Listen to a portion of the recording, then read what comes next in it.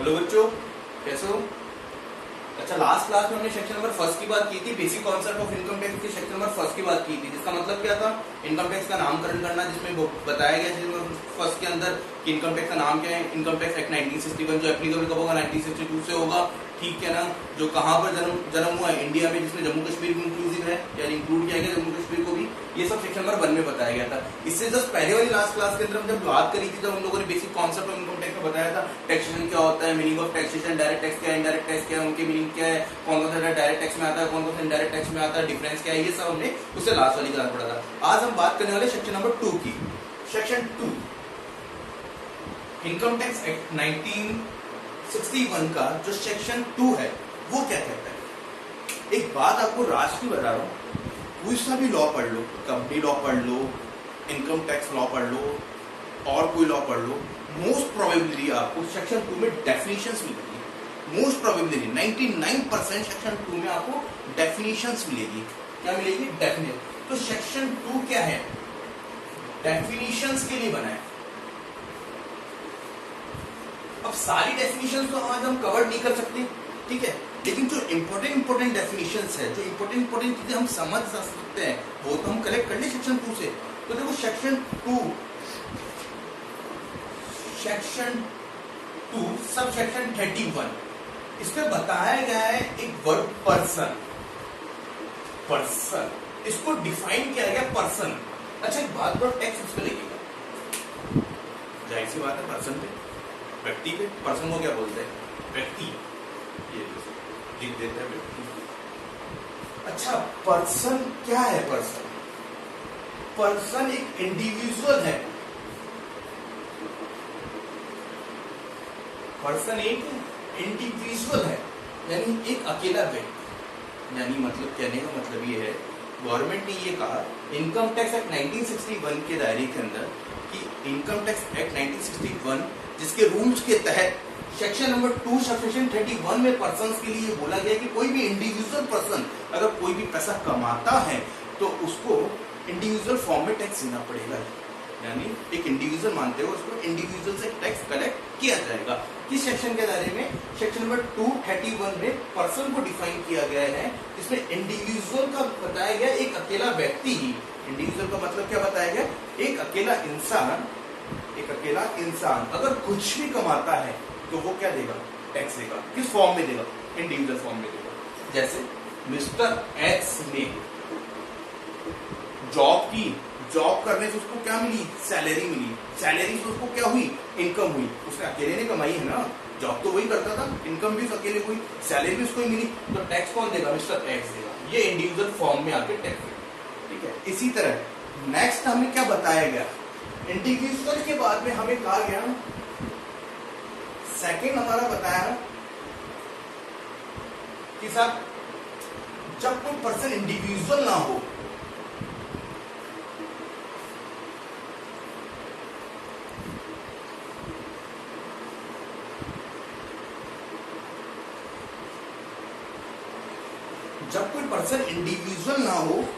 तो वो Hindu undivided family के दायरे में आके टैक्स देगा।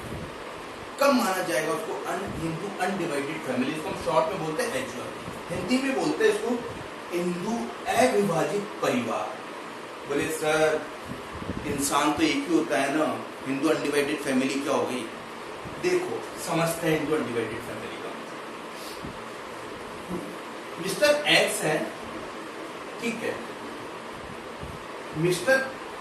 मिसेज एक्स है, ठीक है, इनके दो बच्चे हैं, मिस्टर ए और मिस बी, ठीक है, ये दो बच्चे हैं। अब बात ये आती है कि Mr X, Mrs X, Mr A और मिसेज बी, ये 4 जने हैं मिलकर। अब क्या हुआ? इन चारों के नाम से कोई प्रॉपर्टी रजिस्टर्ड है,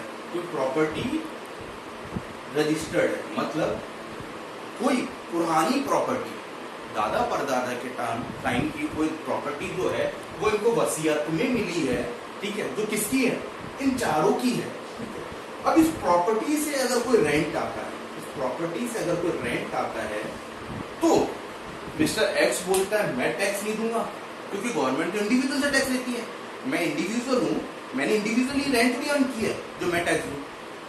मिसेज एक्स बोलती है मैं टैक्स नहीं दूंगी, क्योंकि गवर्नमेंट तो इंडिविजुअल से टैक्स लेती है और मैंने कोई इंडिविजुअली थोड़ी रेंट अर्न किया है, या मेरी कोई इंडिविजुअल की थोड़ी इनकम है रेंट की जो मैं टैक्स दूंगी।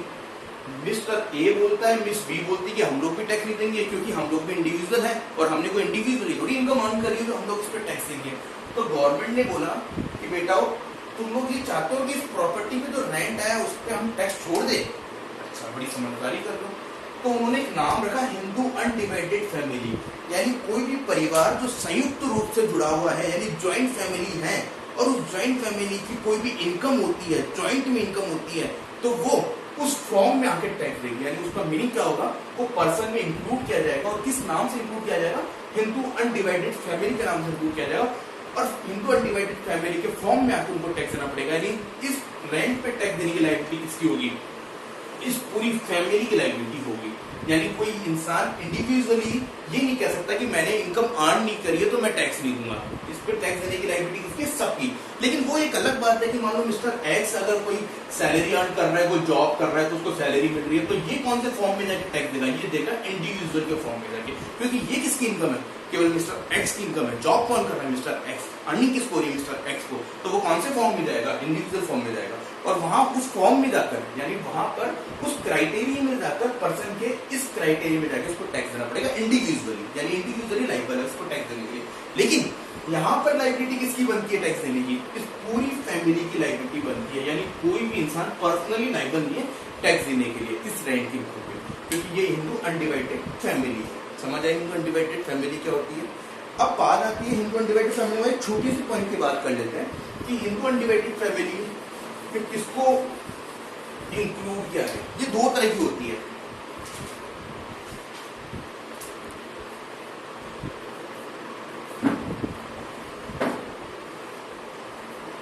मिताक्षा संप्रदाय और एक होता है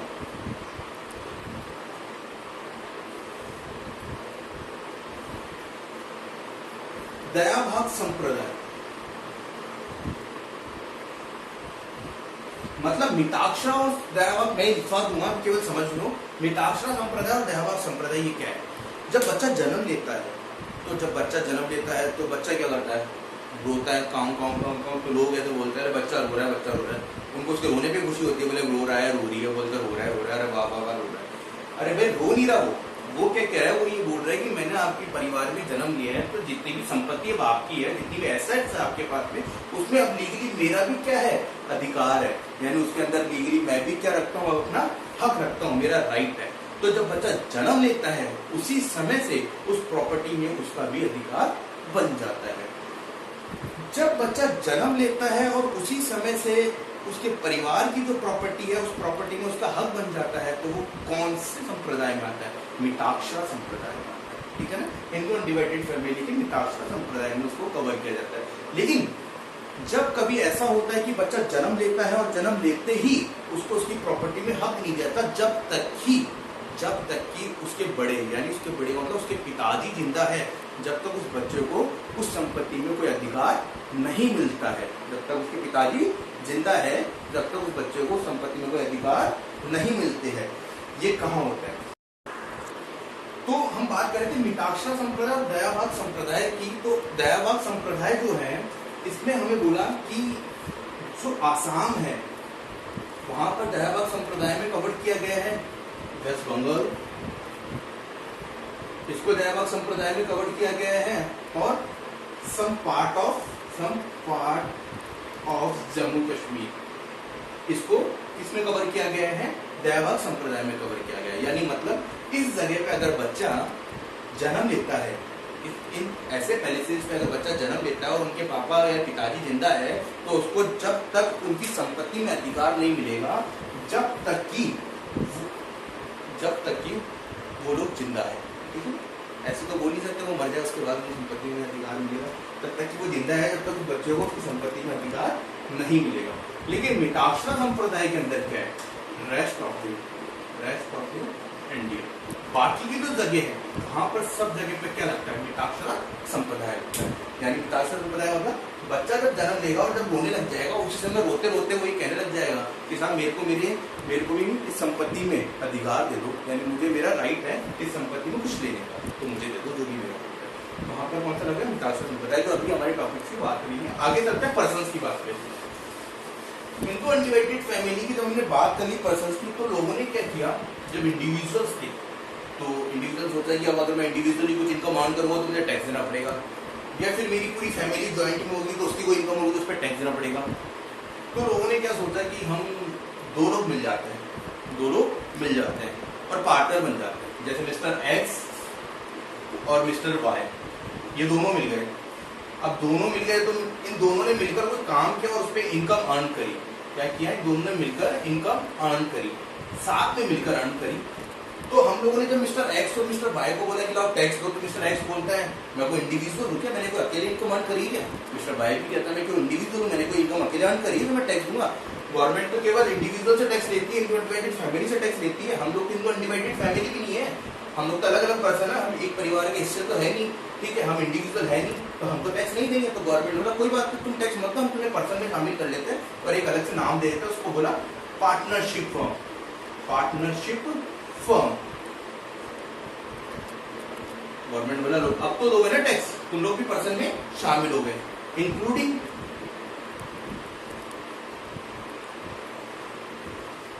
LLP लिमिटेड लाइबिलिटी पार्टनरशिप को शामिल करते हुए। तो उन्होंने गवर्नमेंट ने क्या कहा, तुम इंडिविजुअल नहीं हो, मान लिया टैक्स मत दो, ठीक है, तुम हिंदू अनडिवाइडेड फैमिली नहीं हो, इस क्राइटेरिया में आगे टैक्स मत दो, तुम पार्टनरशिप करो ना, तुम दोनों ने मिलकर साथ में काम किया ना, तो अब तुम किस क्राइटेरिया में आगे, पार्टनरशिप के क्राइटेरिया में आगे। और पर्सन ने किसको शामिल किया, पार्टनरशिप को भी शामिल किया, तो तुम पार्टनरशिप क्राइटेरिया में आगे टैक्स दे दो, ठीक है। गवर्नमेंट ने यहाँ से भी टैक्स ले लिया।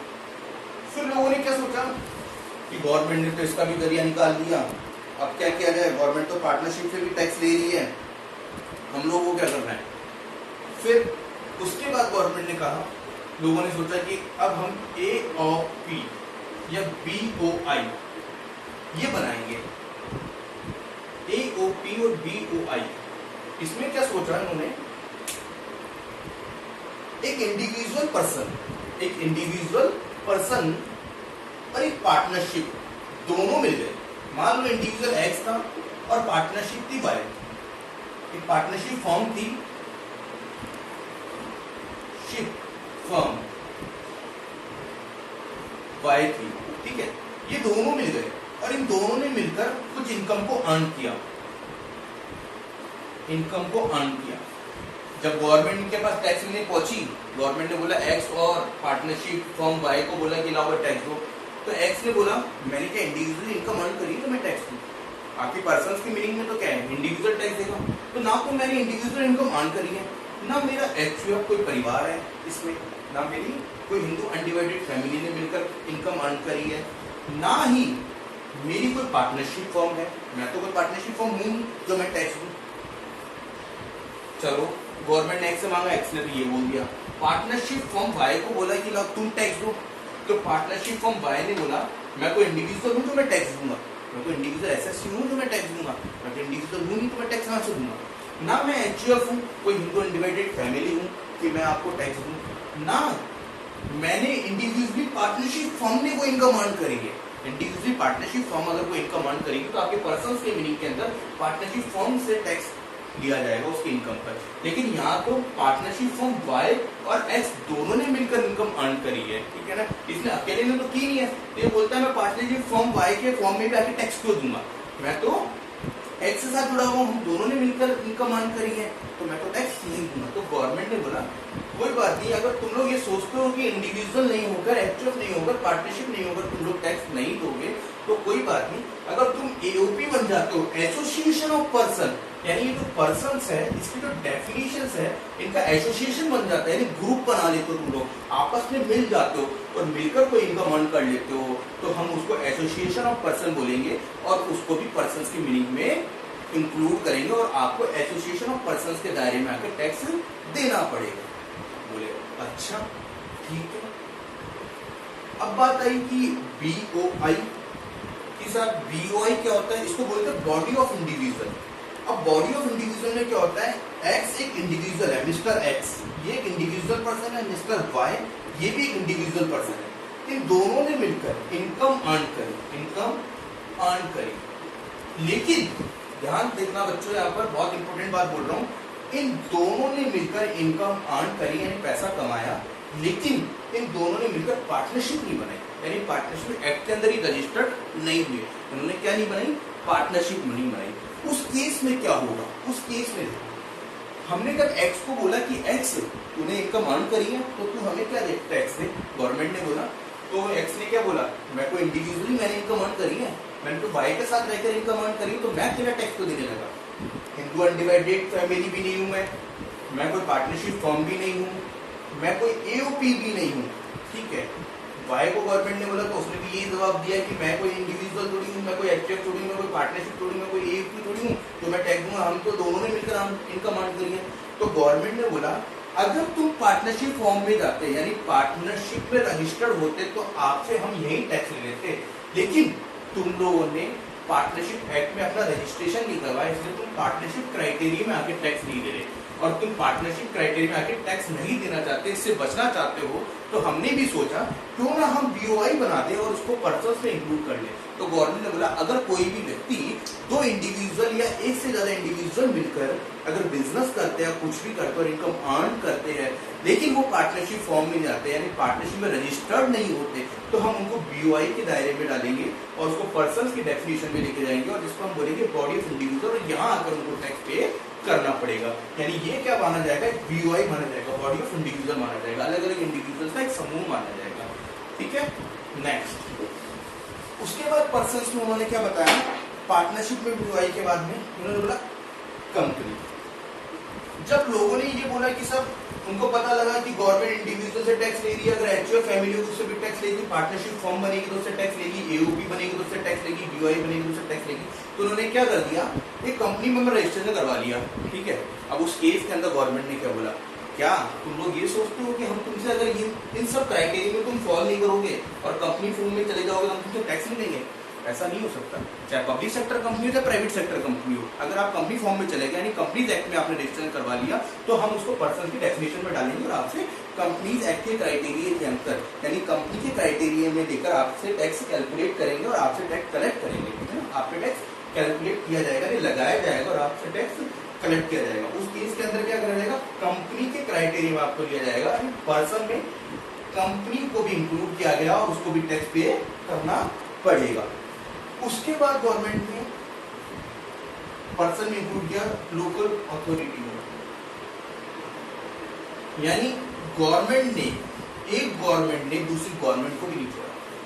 मतलब गवर्नमेंट क्या कहती है, मेरी नजर में सब लोग बराबर है, जो भी पैसा कमाएगा चाहे वो गवर्नमेंट हो चाहे वो प्राइवेट हो, चाहे वो गवर्नमेंट एसएससी हो चाहे वो प्राइवेट एसएससी हो, मेरी नजर में सब लोग क्या है, बराबर है। जो भी पैसा कमाएगा सब टैक्स देंगे, जो भी पैसा कमाएगा सब टैक्स देंगे। अब ये लोकल अथॉरिटी क्या होती है, जयपुर डेवलपमेंट अथॉरिटी जेडीए, ठीक है, दिल्ली डेवलपमेंट अथॉरिटी, ये सब क्या है, गवर्नमेंट अथॉरिटीज तो है, लेकिन गवर्नमेंट क्या करती है, इनको भी पर्सन्स में डिफाइन कर रखा है, गवर्नमेंट ने इनको भी पर्सन में इंक्लूड कर रखा है और यहाँ इस क्राइटेरिया में इनको ले रखा है ताकि इनको अगर कोई भी इनकम होती है या ये कोई भी इनकम अर्न करते हैं तो इनको लोकल अथॉरिटी के क्राइटेरिया में जाते हुए इनसे टैक्स कैलकुलेट किया, टैक्स कलेक्ट किया जा सके। बस समझ में आई। नेक्स्ट,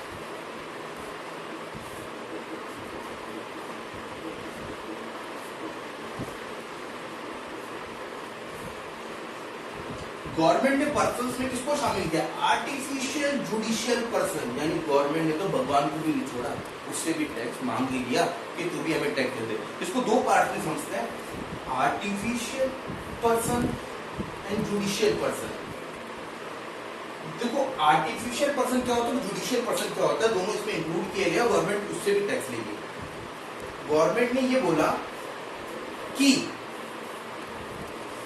आप क्या सोचते हो कि कोई नीम का पेड़ होगा, उसके पास में भगवान की फोटो लगा दोगे, लोग आएंगे, बहुत बड़ा दान पात्र रख दिया, लोग आए और दान पात्र में पैसा डाल के चले गए और तुमने कहा बाद में सबको, अरे भाई कोई गुप्त दान कर गया, वो गुप्त दान कर गया, वो गुप्त दान कर गया, ये तो हमारी कोई इनकम नहीं, हमें इस पर टैक्स नहीं देना। तुम किसी मंदिर मस्जिद के नाम से बच नहीं सकते टैक्स के नाम से। आपको अगर किसी मंदिर मस्जिद में भी कोई टैक्स की इनकम होगी तो आपको वहाँ पर भी टैक्स, यानी कोई दान पात्र है या किसी प्रकार का दान आपके पास आता है तो आपको आर्टिफिशियल पर्सन की कैटेगरी में डाला जाएगा, यानी आर्टिफिशियल पर्सन मानते हुए आपसे टैक्स वसूला जाएगा। लेकिन इसको हम पूरा डिटेल में पढ़ेंगे आगे। अभी के लिए केवल इतना समझना है कि आर्टिफिशियल पर्सन का मतलब क्या होता है। आर्टिफिशियल का पर्सन का मतलब होता है कि अगर किसी इंसान ने भगवान का नाम लेकर किसी भी तरह का पैसा कलेक्ट किया है, यानी किसी भी तरह का दान पुण्य का पैसा कलेक्ट किया है और वो ये कहता है कि साहब हमें पता नहीं किसने गुप्त दान किया है, हम तो टैक्स देने के लिए लायबल ही नहीं है, तो उसको आर्टिफिशियल पर्सन मानते हुए गवर्नमेंट से टैक्स ले लेंगे। ठीक है। दूसरी चीज, जुडिशियल पर्सन क्या होता है। जब कभी भी क्या होता है, जैसे मान लो कोई कंपनी लिक्विडेट होने जा रही है, माना कि कोई कंपनी क्या होने जा रही है, लिक्विडेट होने जा रही है, उस केस के अंदर क्या होगा, जब कंपनी का लिक्विडेशन होगा तो जैसे आज गवर्नमेंट ने ऑर्डर दिया कि इस कंपनी का लिक्विडेशन करना है, तो उसी समय से, उसी टाइम से उस कंपनी की सारी एसेट्स, उस कंपनी की सारी लायबिलिटीज किसके हाथ चली जाती है, लिक्विडेटर के हाथ चली जाती है। अब आप लोग क्या सोचते हो कि गवर्नमेंट ने ऑर्डर दिया इस कंपनी को लिक्विडेट करना है, यानी इसका लिक्विडेशन करना है, तो अभी की कंपनी बंद हो जाएगी? नहीं, सालों लग जाते उस कंपनी को बंद होने में। तो सारी एसेट्स उस समय चली गई, सारी लायबिलिटी उस समय चली गई और पूरा बिजनेस किसके हाथ में चला गया, उस लिक्विडेटर के हाथ में चला गया। तो जब तक वो कंपनी बंद नहीं होती, उस कंपनी को ऑपरेट कौन करता है, लिक्विडेटर ऑपरेट करता है। तो उस केस में अगर लिक्विडेटर कोई भी पैसा कमाता है तो ऐसे केस में गवर्नमेंट क्या कंपनी से टैक्स लेगी?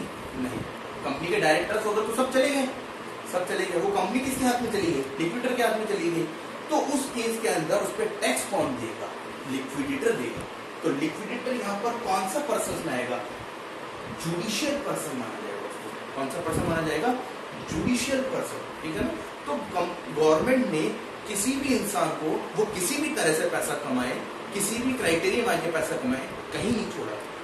बोला पर्सन में इंडिविजुअल्स को शामिल किया गया है, एचयूएफ को शामिल किया गया है, पार्टनरशिप को शामिल किया गया है, AOP association of person and body of individual को शामिल किया गया है, कंपनी को शामिल किया गया है, लोकल अथॉरिटी को शामिल किया है, आर्टिफिशियल जुडिशियल पर्सन को शामिल किया गया है। ये पूरा सेक्शन जो हमारा सेक्शन 2 सब सेक्शन 3(1) है, यानी T1 है, उसका पूरा डिफाइन किया गया पर्सन को, पर्सन में कौन कौन इंक्लूड किए गए हैं। आज हम सेक्शन 2 की बात करेंगे केवल, नेक्स्ट क्लास के अंदर हम सेक्शन 3 और सेक्शन 4 को समझने वाले हैं। आज के लिए केवल इतना ही है। थैंक यू वेरी मच बच्चों।